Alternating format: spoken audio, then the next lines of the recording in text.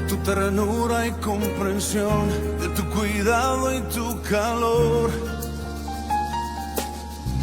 Cada mañana puedo ver cuando respiro y miro el sol. Entre nosotras cambia de horario. Viernes de 16 a 17 horas y sábados de 10 a 11 de la mañana. Estamos por radio online www.policianacional.gov.py y así también en Instagram y Facebook, @La Voz de la Policía. Seguinos, Entre Nosotras, un programa que va por esta radio y quiere entretenerte. Hablamos de música, tenemos artistas invitados, también recibimos autoridades nacionales, así que no te pierdas un solo programa. Entre Nosotras, por radio, La Voz de la Policía. Te espero. Día viernes 25 de octubre, 16 horas de la tarde. Sean todos muy bienvenidos a un programa más aquí en radio La Voz de la Policía, Entre Nosotras. Y hoy estoy en el despacho del doctor Enrique Herrera Escudero, ministro del Interior de la República del Paraguay. Hoy le entrevistamos aquí desde este lugar. Sea muy bienvenido, señor ministro del Interior. Muchas gracias, Luz. Bueno, muy contento de estar en contacto con toda la ciudadanía a través de este programa especial en el cual me siento privilegiado porque han tenido la gentileza de venir hasta mi despacho, donde paso muchas horas y donde puedo contar mejor cómo vi, cómo veo y lo que tengo de alguna manera diseñado por expresa instrucción del presidente de la República para la policía y para la seguridad ciudadana. Correcto, señor ministro. Y arrancamos esta entrevista con esto que quisiera yo que la audiencia pueda saber, ¿verdad? Desde la perspectiva de cómo vio usted a la institución policial desde que usted asume este cargo como ministro del Interior. Yo tengo un concepto, Luz, que quizás tenga que ver un poco con mi formación y mis valores familiares, ¿verdad?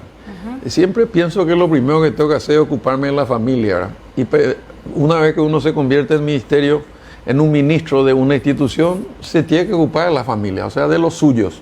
Esto me pasó en el Ministerio de Educación. Lo primero que hice fue ver cómo estaban los maestros, los docentes, los directores. Me preocupé por ellos y empecé a buscar algunas respuestas. Bueno, lo mismo me pasó en la policía, ¿verdad? Y cuando me di cuenta de que teníamos casi el 80% del parque automotor con más de 300.000 kilómetros, ¿verdad? Cuando me di cuenta que estamos por arriba del 80% de las motocicletas, también de malas condiciones.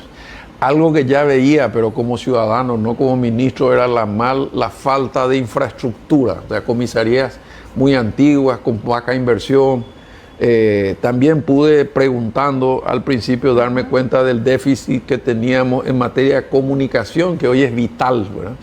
Policías que se comunicaban por WhatsApp usando sus celulares, pero no teníamos la radio, no teníamos radio base, no teníamos equipos nuevos.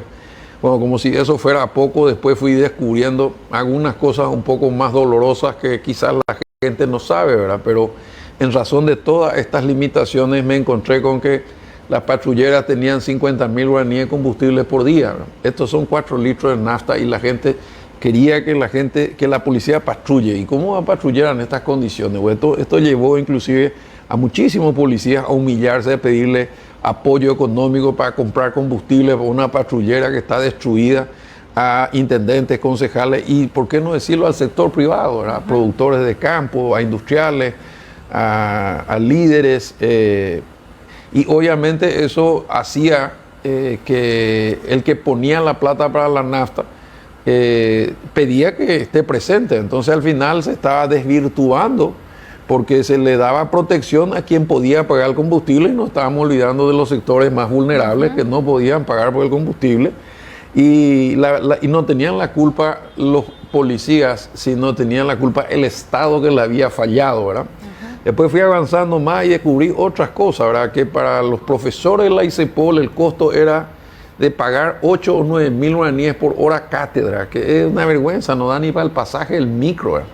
Entonces ahí también me di cuenta que quizás eso pudo haber afectado en algunas áreas la formación, que lo que enseñaban eran o policías retirados o amigos de la casa o algunas veces profesores invitados, pero que realmente teníamos que fortalecer el área de capacitación por el mundo complicado que estamos viviendo, ¿verdad? Entonces preparé un plan integral de cómo tener claro hacia dónde ir, porque este es uno de los conceptos básicos del liderazgo.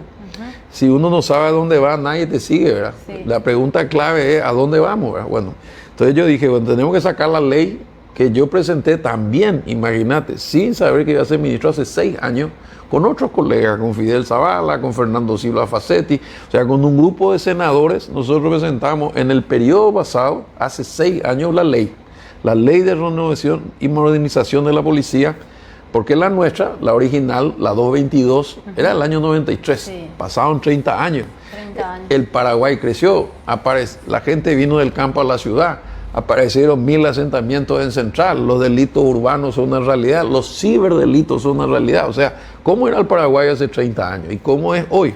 Entonces había que adaptar la policía, Claro. y como una institución jerárquica, obediente, no deliberante, yo tenía que hacer de vocero. Y como yo tengo fuero, y soy senador, pero con permiso, entonces me convertí, por decirlo de una manera muy vulgar, como el bafle de la policía. Yo empecé a contar esto que ellos no podían decir, y empecé a contar en el mejor sentido de la palabra, y llegué a decir algo que en su momento generó mucha polémica: estamos perdiendo la batalla contra la delincuencia, ¿verdad? Y la pregunta hoy a cualquier periodista es ¿por qué? Y yo le tuve que decir porque estamos jugando el partido con pelota de trapo, descalzo y en un empedrado, y quieren que ganemos un campeonato, ¿verdad? Bueno, en el medio de esta lucha verbal, yo todas las reuniones en el gabinete peleaba por este pedazo de presupuesto de un barco que recién asumíamos, y dentro de eso me reuní con la comandancia y tomamos algunas decisiones importantes. Primero, designar un comandante que sea impecable, con un currículum bien formado, el mejor egresado a su promoción. Y después, aunque no era obligatorio, la ley de hoy ya lo obliga, hacer pasar por el polígrafo a toda la cúpula policial, ¿verdad? Que no fue una cosa muy fácil. Más de uno me miró de costado y me decía: ¿vos crees que un aparatito, ministro, me va a juzgar 30 años de carrera? Y yo le decía, con todo respeto, señor comisario, yo a usted no lo conozco, pero no es el aparatito, es tu conducta. El aparatito lo que hace es identificar. Si te portaste bien, pasa tranquilo el aparatito. Si tuviste algún error en tu vida que uno puede reparar, vos podés ser un excelente padre de familia, podés tener una despensa, podés ser presidente de un club y todo. Lo que no podés ser es policía. La policía está uniformado y armado. Tiene que tener una conducta intachable. Entonces, con ese sistema, al sanearse la cúpula, digamos, en el término de reducir los riesgos, ¿verdad? Porque se presentaron más de 50 comisarios y no todos pasaron, ¿verdad? Y ahí se tomó una segunda decisión importante, que fue entregarle al comandante de la policía los que pasaron y decirle: bueno, de acá usted arma, señor comandante, su equipo sin una influencia política. Yo estoy hace 40 años en esto, Liz, y entonces obviamente era muy difícil de que me crean, y me dijo él: y va a tener usted la espalda, ministro, para aguantar las presiones. Ni un problema, le dije, ese es parte de mis virtudes, es esa, ¿verdad? Sí. Tengo muchos defectos como cualquiera, nadie es perfecto, pero sí tengo mucha constancia, mucha tenacidad y una conducta que me permite mantener el discurso, que es un lenguaje y uno de los refranes de papá, ¿verdad? Bueno, en esa circunstancia, él, incrédulo todavía, agarró y me dijo: pero, señor, esta ley ni hacer, a pasar por el Senado. Porque mucho de lo que le van a pedir el comisario propio están sentados ahí. Y yo le dije: yo creo que sí van a pasar por el Senado, vamos a probar. De todos modos, se decidió blindar la policía de la injerencia política. Nadie, desde el 15 de agosto a hoy, nadie no decidió por fuera de la comandancia ni el traslado, ni el ascenso, ni las designaciones dentro de la policía. Nadie, salvo la comandancia. El comando institucional es el que decide. Porque si es que la gente, sobre todo adentro de la policía, se sabe que uno puede ascender por ser amigo del ministro, del presidente o de algún senador, diputado, o algún dirigente, o algún industrial, o algún periodista, entonces nadie te va a respetar. Pero si todo el mundo sabe que todas las decisiones pasan por acá, entonces va a funcionar esto. Esa fue la segunda decisión importante. Y la tercera es el hacer, además de una organización, una designación por antigüedad. Entonces hoy el comandante y su comandante son los únicos promoción 91. La segunda línea son toditos promoción 92. La tercera línea son toditos promoción 93. Y así sucesivamente. Entonces, como yo hice el servicio militar y ya conozco cómo funciona también esto, no es solamente un problema del cuadrito del organigrama, es un problema de antigüedad también, ¿verdad? Se respeta siempre al más antiguo. Entonces, al potenciar la comandancia, al armar el escalón por grados, al hacer al hacer el test de integridad y al blindar, la policía cambió su espíritu y empezamos a dar resultados, aunque era la misma policía, sin nada aparte de lo que yo había recibido el 15 de agosto. Lo único que habíamos conseguido, y gracias al gobierno de Taiwán, son las motos Linces, y también gracias al apoyo del ejército, y hay que decirlo, el CIME, que está en Mariano Roca Alonso, que es un cuartel donde se hacía seguro servicio militar, nos permitieron meter 1.200 hombres en un cuartel militar, que tanto hablan del enfrentamiento entre militar y policía.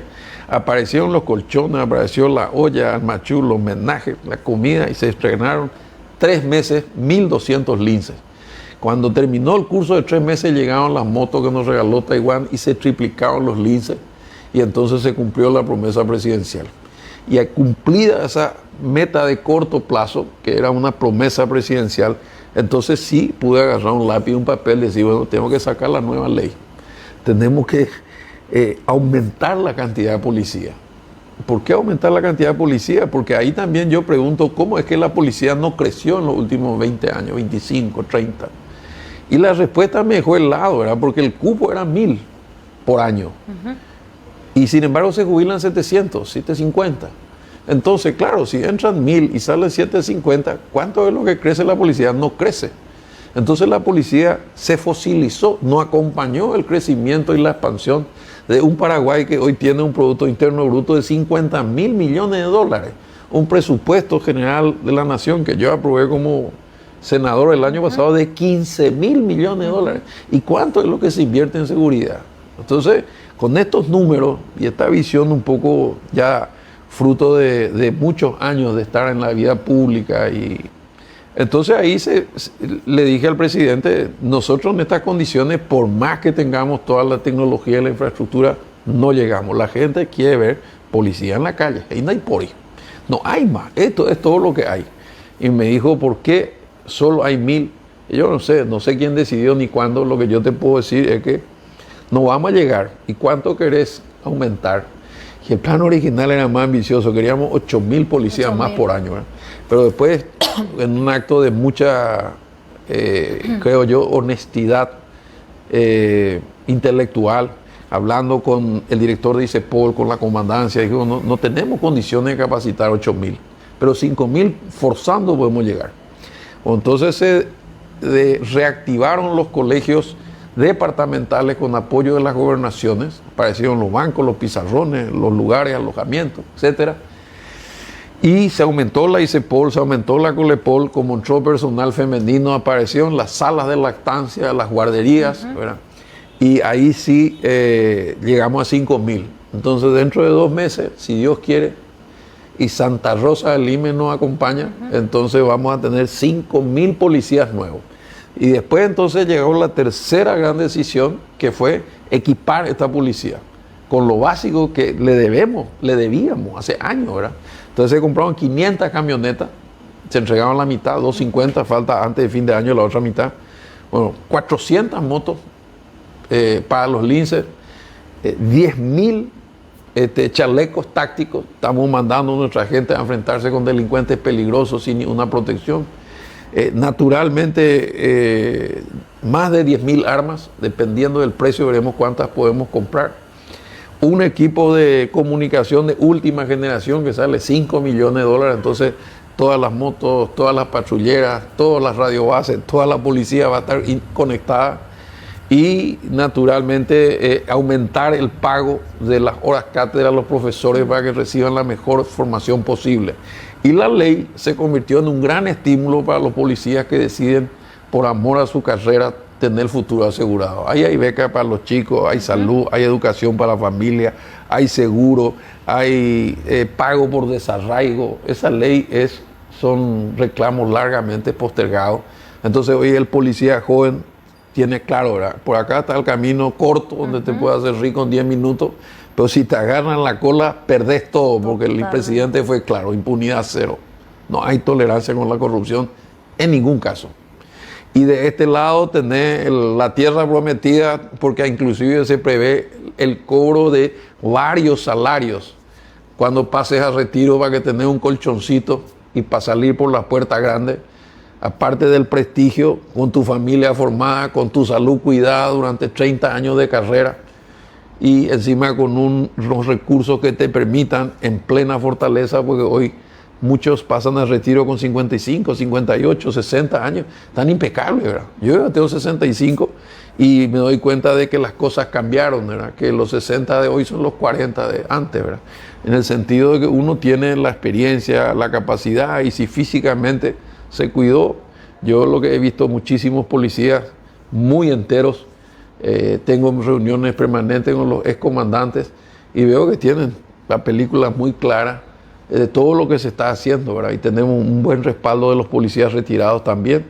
Y creo que todo esto va a terminar inclusive en algo que para mí es extraordinario, que es la mudanza de la policía y del ministerio a uno de los edificios del puerto, esos edificios despejados, para convertir la comandancia en un museo donde sí podamos contar la historia de la policía de los 183 años, no un pedacito cegado, interesado, mal vendido. Y ahí yo quiero, con ayuda de profesionales muy capaces, hacer un museo, recuperar objetos de la época, explicar cómo funcionaba la época de los delegados de gobierno, de los alcaldes, explicar cuál fue el papel de la policía en las revoluciones, qué pasó con Roberto Le Petit, explicar que hay más de 568 mártires y huérfanos y viudas de gente que ha muerto en defensa de la ley y el orden. Y eso se tiene que saber, ¿verdad? En letras de molde, ¿verdad? Si no, hay una desvirtuación de la historia. Así que, aunque a algunos les duela mucho dejar la comandancia, porque es un edificio que es su propia casa, está en el centro histórico, y hay una decisión de convertirlo en un museo y, naturalmente, después lograr que todos los alumnos de todas las escuelas pasen por ahí, que puedan reconocer sus héroes, así como, por ejemplo, los linces se han ganado un sitio de honor, ¿verdad? Pero bueno, te hice un breve resumen de cómo me preguntaste la hora y te conté la historia del reloj, ¿verdad? Pero para explicarte cómo encontré la policía es muy difícil resumir en unos minutos, porque esto fue el estudio de un año que nos llevó a darle respuestas de fondo a cada problema, ¿verdad? Correcto. Estoy aquí en el despacho del doctor Enrique Riera Escudero, ministro del Interior. Estamos en una conversación amena, hablando de muchos temas muy interesantes. Y desde este programa apoyamos a la mujer.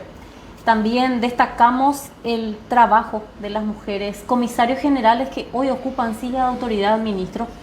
Y es muy importante poder saber la opinión suya respecto a... es un hecho histórico que tantas mujeres sean hoy directoras de direcciones generales. Entonces, ¿usted cómo ve ese protagonismo tan importante de la mujer como directora de una dirección general? Mira, te mentiría si te dijera que es una sorpresa su rendimiento, porque tenía mis propias experiencias, pero en otro campo, ¿verdad? Cuando yo entré a la Intendencia de Asunción allá por el 2001, tenían los 3 puestos más difíciles 3 mujeres, ¿verdad?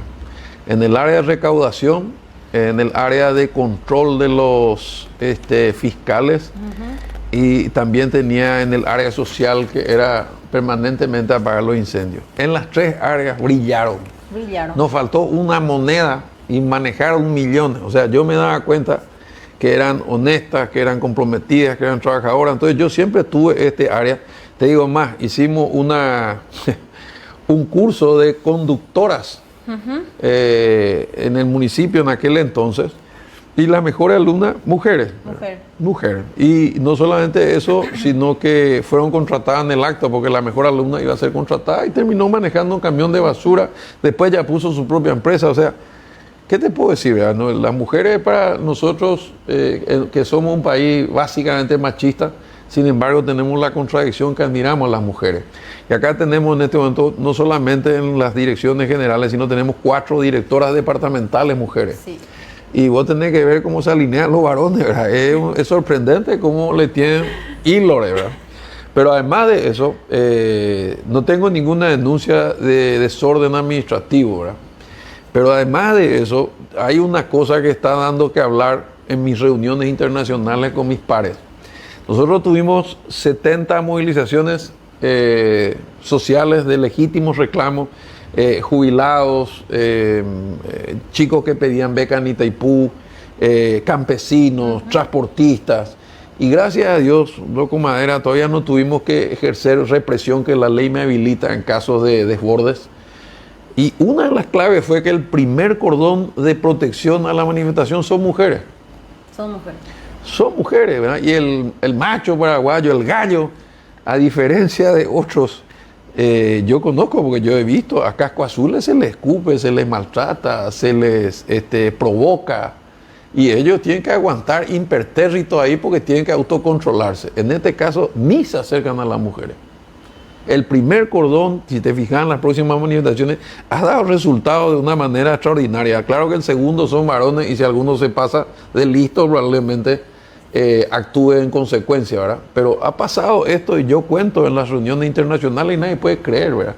Pues acá los gallos, no sé si es porque son firmes, porque son serias, porque son profesionales o porque son lindas, no sé yo, ¿verdad? El tema es que nadie se anima a tocar a las mujeres. Porque no es la otra cultura, es de cuña y pegar mujeres. Y si entras sobre todo en la especialización, la comisaria general Graciela Medina está haciendo una transformación extraordinaria en el hospital. En el hospital. Se compró el tomógrafo más moderno del país y está en el hospital de la policía. Se va a hacer el parque sanitario, reactivó, porque yo le di un poco de respaldo, no puedo adjudicarme un médico, un día me dijo, mérito, necesito que esté en Coronel Oviedo porque vamos a firmar un convenio con el Ministerio de Salud, tenía todo arreglado, donde vamos a usar los mismos recursos humanos, pero en nuestro vamos a cruzar, no sé qué me explicó, le dije no hay problema, me fui en helicóptero hasta allá porque estoy siempre corriendo y uso mucho para no perder tiempo. Bajo, me recibe la ministra, me recibe la comisión, me dijo, firmamos un convenio, pasó menos de un mes y ya me mandó y me dijo este fin de semana una maratón de operaciones gratis para cirugías infantiles.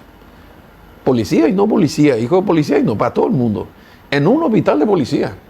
Es una cosa, me da todo pedir porque yo no podía creer ver esos quirófanos en pleno Coronel Oviedo, que es un hospital que se hizo, y también por esas cosas así de gente que no asume la responsabilidad del cargo, nunca le dio respaldo, ¿verdad?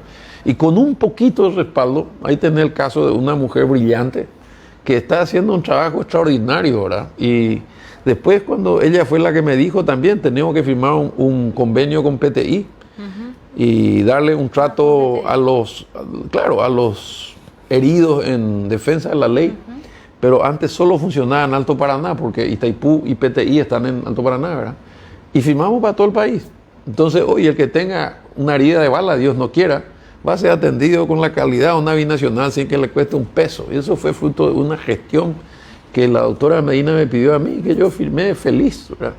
O sea, lo que te quiero decir nomás es que la presencia de la mujer, por eso te hablaba de las transformaciones en ICEPOL, ¿verdad? O sea, tener una sala de lactancia, tener una guardería y proteger y cuidar y respetar sobre todo a la mujer por su profesionalidad, nos está dando un resultado extraordinario. Y si pensás en las linces mujeres, ese ya es decir que es más increíble, pues se tiran al piso, se levantan, disparan, manejan la moto, pasan de adelante a atrás a 100 kilómetros por hora.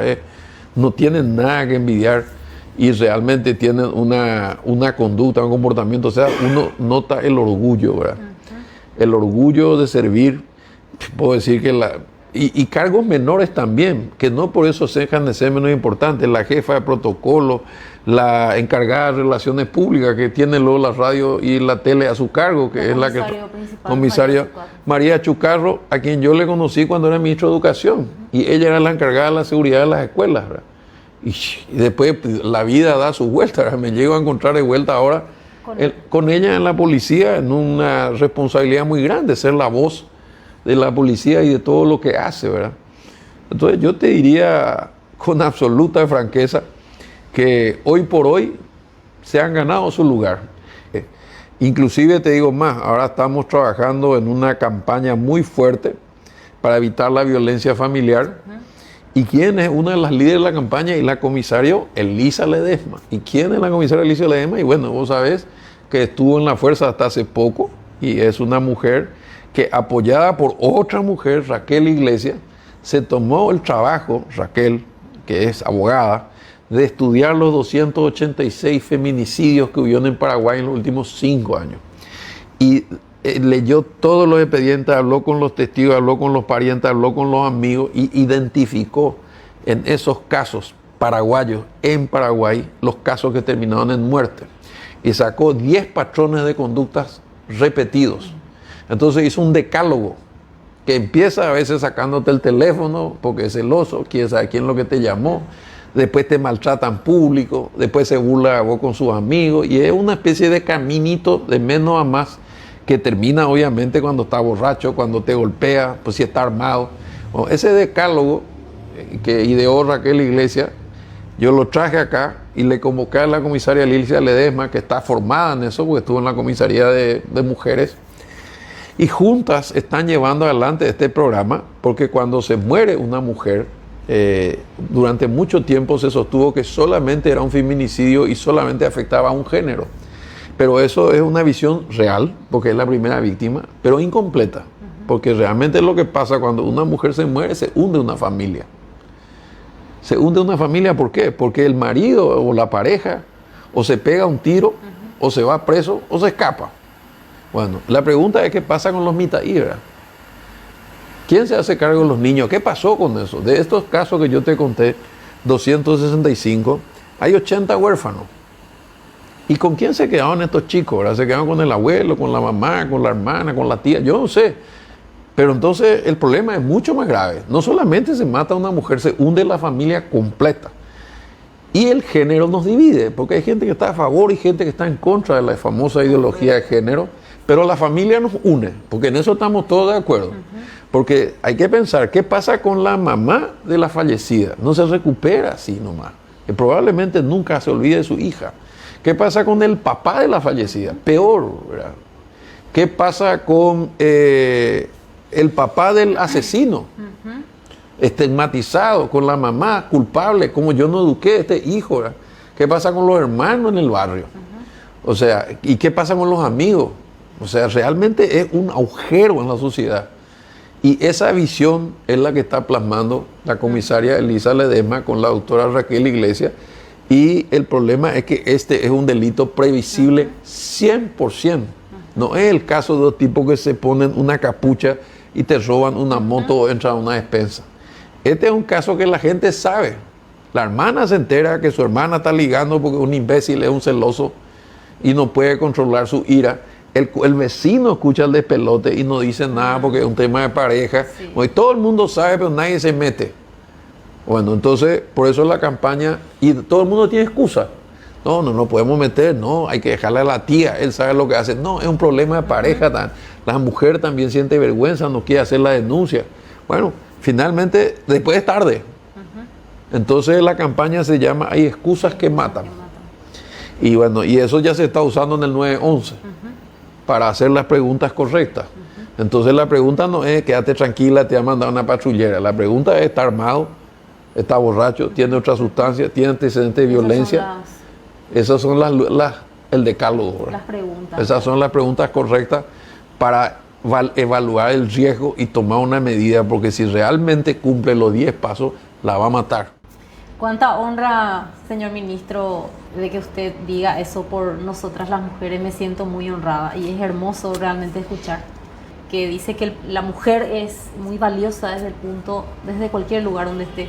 Es muy loable. En mi opinión, y ya no solamente en la policía, sino también fuera, ¿verdad? El centro de la familia, es el centro de la sociedad.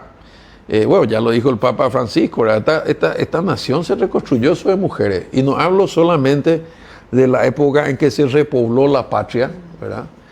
Te estoy hablando de algo mucho más importante, que es la transmisión de la cultura, la lengua materna, lo que nos hace diferentes. ¿De dónde salió el sollo, el locro, el mandiosigri, la polca, la guarania y el guaraní? Y es la mujer la que le transmite a sus hijos. Y eso es lo que marca la diferencia, porque las fronteras ya no son físicas, las fronteras son culturales muchas veces. Entonces vos, acá suceden cosas raras, podés ir por la frontera seca del Brasil y probablemente encuentres y escuches portugués. Bueno, y son hijos y nietos de paraguayos que conservan todavía raíces culturales de sus ancestros. Pero también te podías ir a Río Grande, al norte de Brasil, y vas a encontrar gente que habla guaraní y que toma mate, ¿verdad? O te podías ir a Corrientes, y también es lo mismo. La cultura trasciende la frontera. Bueno, ¿cuál es la base cultural del paraguayo? Y yo creo que es la mujer, que es la que finalmente tiene que ser en ese sentido revalorizada, ¿verdad? Y no pretender una igualdad absurda de que porque un hombre levanta 150 kilos, una mujer lo tiene que hacer. Cada uno en su papel, cada uno en su forma de ser, pero en materia de valores, en mi experiencia, en toda la función pública. Por eso te decía que tengo 16 cargos. Nunca tuve problemas con mujeres en materia de responsabilidad, de honestidad, de transparencia. Parece mentira, ¿verdad? Pero este ejemplo que te conté en la Intendencia me pasó cuando era presidente del Consejo de la Magistratura. Porque ahí hicimos un sistema de meritocracia pura y dura que ahora está en la ley de la policía, ¿eh?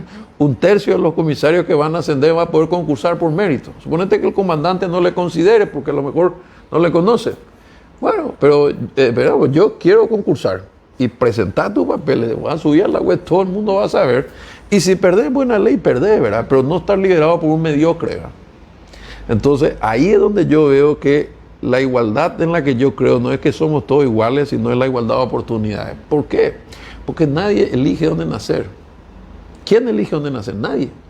Pero cuando vos abrís los ojos, de repente podés escuchar música clásica, oler perfume, ver seda, decir, mi papá es rico y mi mamá también, me salvé. Por lo menos voy a tener la vida más fácil, techo, comida, educación, valores, auto, viaje, vacaciones, hambrena, ¿verdad? Y hay otros que nacen y es una cajita de cartón y mira hacia arriba y es mercadera del mercado 4, vende yuyo. Dignamente. Bueno, ¿en qué momento esos dos mitad se ponen en la línea de partida? En la educación pública. Entonces, si vos le das una educación pública de calidad a todos, entonces le das la pelota, la cancha y la camiseta, o ya está mala y guapodea. Pero le tenés que dar esa oportunidad. O lo mismo pasa en la policía. Por eso es la formación para todos tiene que ser de calidad. Y después cada uno por su propio mérito va a saber. Y yo lo que estoy viendo es que en este espacio abierto, por los ejemplos que te conté, 4 directoras departamentales, las directoras encargadas de toda la salud de toda la policía, que es extraordinaria, de los que yo conozco. Este cordón de mujeres que se usan para las movilizaciones, que es respetado por la ciudadanía, eso quiere decir muchísimo, ¿verdad? Y acá mismo, la directora de Administración y Finanzas es mujer. En la policía, Ignacia, Sonia, todas estas que manejan presupuestos, son todas economistas, son todas mujeres. Y sí, y la encargada de Relaciones Públicas, la que da la cara por la policía, es mujer. Correcto. Entonces yo te diría que tiene un lugar asegurado y reservado. Correcto. Me encuentro en el despacho del señor ministro del Interior y conversando en una amena entrevista, quisiera decirle a la audiencia los números de emergencia. También, ministro, estamos incentivando a la audiencia que tenga en cuenta que números de llamada gratuita, la Policía Nacional y sus departamentos especializados están para poder ayudarte. El asterisco 377, el Departamento Antisecuestro de Personas No Pagues, denuncia cualquier caso de extorsión, estafa u otros delitos. Puedes llamarlo a través de tu teléfono celular. También el 021-443-126, el Departamento Especializado en la Investigación del Cibercrimen, está para poder ayudarte. También decirte que hay excusas que matan. La violencia nunca es una opción. Si sos víctima o testigo de un hecho de violencia, actúa hoy. A través del 911 de la Policía Nacional podés marcar desde tu teléfono celular y el 137, sos mujer, Ministerio de la Mujer. También decirte que es un número muy importante, el 0976-206-30, el Departamento Antinarcóticos, que las drogas destruyen vidas. No seas parte de ellas y denuncia la venta o consumo de estupefacientes. Y por último, si necesitas ayuda o buscas reportar un caso de desaparición, abuso sexual o trata de personas, recordá que el 0976-206-30, el Departamento de Investigación de Tratas de Personas, está para poder ayudarte. También el 0986-760-086, el Departamento Especializado en Búsqueda y Localización de Personas. Y la Policía Nacional y sus departamentos están para poder ayudarte a actuar hoy. Señor Ministro, le doy total agradecimiento de parte del programa Entre Nosotras, que va por radio La Voz de la Policía, el poder habernos atendido aquí, recibido en su despacho. Y quiero cerrar esta entrevista con esto que estuve englobando en toda nuestra entrevista. ¿Cuál es el legado que usted deja a la institución policial, al país, como ministro del Interior? Yo siempre tuve como un criterio, que lo digo medio en broma, medio en serio, la primera vez que me comunico con quienes voy a trabajar en las instituciones en las que estuve.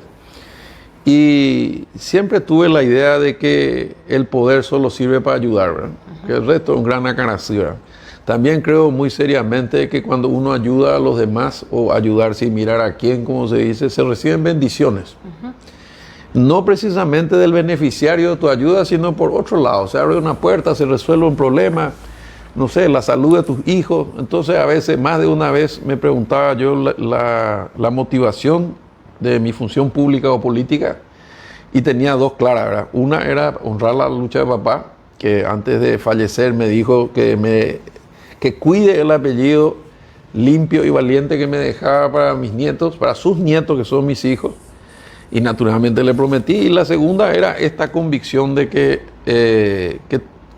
Dios nos trae por algún propósito. Si vos me preguntabas a mí hace 40 años, cuando tenía 20, 25 años, era capitán de la selección de rugby, estaba estudiando Derecho, yo iba a ser formado para ser un próspero abogado probablemente, ¿verdad? ¿Cómo terminé acá? Y bueno, sería motivo de otro programa. Pero no es que yo tenía así, claro, voy a hacer esto, voy a hacer aquello. No, la vida me fue llevando y fui tomando opciones.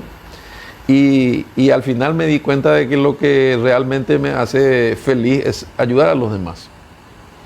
Entonces, desde la óptica del servicio, lo que yo pretendo es dejar un ejemplo de que cuando hay voluntad política se pueden corregir rumbos, se pueden hacer cambios importantes, y que dejar una policía mucho más equipada, mucho mejor preparada, mucho mejor remunerada y mucho más consolidada, ¿verdad? Porque realmente lo que ha pasado en esta institución en todos estos años ha sido una historia de un abandono, con o sin razón, con o sin intención, que arrancó hace mucho tiempo. Si vos me permitís en estos minutos finales decirte algo que ni siquiera nos dimos cuenta, que en el año 92, cuando nuestros padres constituyentes nos dan la Constitución y deciden que las delegaciones de gobierno van a transformarse en gobernaciones, todo el mundo aplaudió. Las delegaciones de gobierno no estaban en buen concepto, digamos, había alcaldes, la policía era solamente de la capital, y creyeron, como muchos, que con un plumazo eso se iba a resolver. Y cuando se produjo ese fenómeno y se hace la primera elección, ¿dónde fueron los gobernadores con su banda y a jurar y qué sé yo? A la delegación de gobierno. ¿Qué pasó con la policía? Nadie se preguntó, ¿verdad? Se reacomodó donde pudo, probablemente buscó la comisaría más linda, ¿verdad? Pero hay un director departamental, pero no tiene ni siquiera en todos los departamentos una jefatura departamental, una dirección departamental.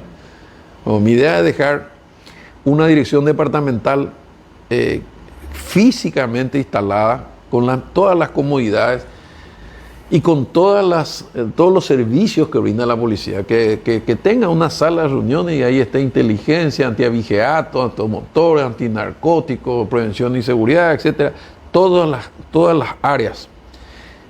¿Por qué? Porque yo creo que la política pública de seguridad va a tener que tener las particularidades departamentales. No es lo mismo ni en Bucú que el Chaco, ¿verdad? Quizás en unos lados se necesiten lanchas, cuaciclones o drones, y en el otro se necesiten motos de alto cilindraje para llegar a los lugares, por Tapepoí, etcétera. O sea, la infraestructura, ¿verdad? Y esa política reinstitucionalizada con una nueva ley, con un nuevo presupuesto, con un equipo y con el criterio de que hay que invertir en seguridad, sería el mejor legado, ¿verdad? Entonces yo el día que yo no esté, cuando el presidente Peña termine su mandato, vamos a dejar el doble de lo que recibimos. O sea, vamos a tener una policía duplicada, ¿verdad? Mejor equipada, mejor pagada, mejor capacitada. Y bueno, entonces el tema de la seguridad, que no va a ser nunca 100%, porque aparte estoy casado con una mujer que era profesora de criminología hace 30 años. Y ella seguramente una de las que más entiende esto y sabe. Y ella me dice, los delitos no duran más de 3 o 4 minutos. Ni la Scotland Yard, ni la policía japonesa llega. Pero sí tiene la certeza de poder atrapar siempre al responsable. Entonces el que las hace las paga, como diría mi colega. Entonces la idea de tener una policía que sea tan eficaz que disuada. O sea, bien, podés hacerlo, pero te van a agarrar. Más tarde o más temprano la vas a pasar mal, ¿verdad? Un sistema de justicia que funcione, porque no hablamos en el programa, pero la policía en un año detuvo 25.000 personas. Es muchísimo.